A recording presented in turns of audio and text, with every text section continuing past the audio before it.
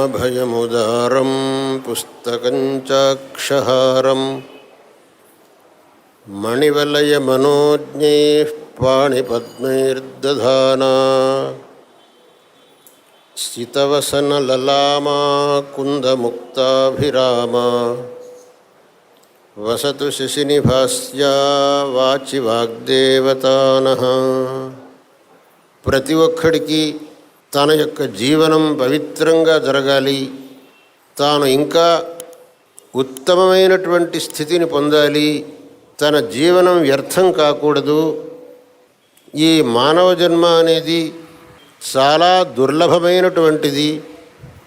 ఎన్నో జన్మల పుణ్యం వల్ల ఈ మానవ జన్మ దొరికింది, దీన్ని వ్యర్థం చేసుకోకూడదు అనేటటువంటి భావన సహజంగానే ఉంటుంది.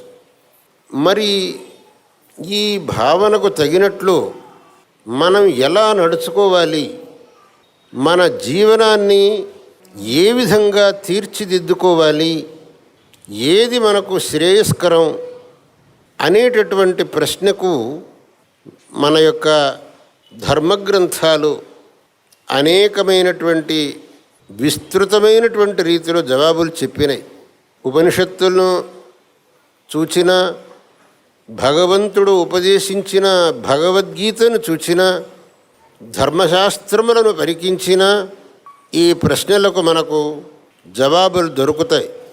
కానీ వాటన్నిటినీ విస్తారంగా చూచి తీర్మానించుకోదగ్గ శక్తి మనకు లేదు.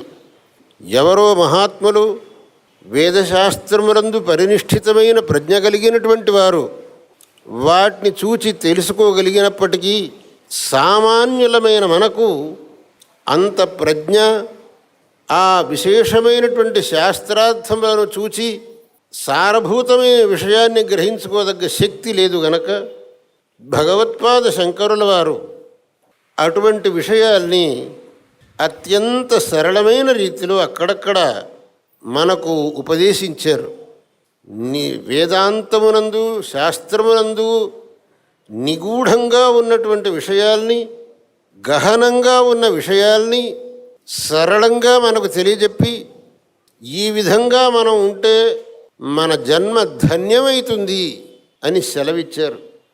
వారి యొక్క ఆ అమూల్యమైనటువంటి వచనములను మనం తెలుసుకోవాలి, మననం చెయ్యాలి, మన జీవనంలో ఆచరణలో పెట్టుకోవాలి. అప్పుడు మన యొక్క జీవనం పవిత్రమవుతుంది, ధన్యమవుతుంది.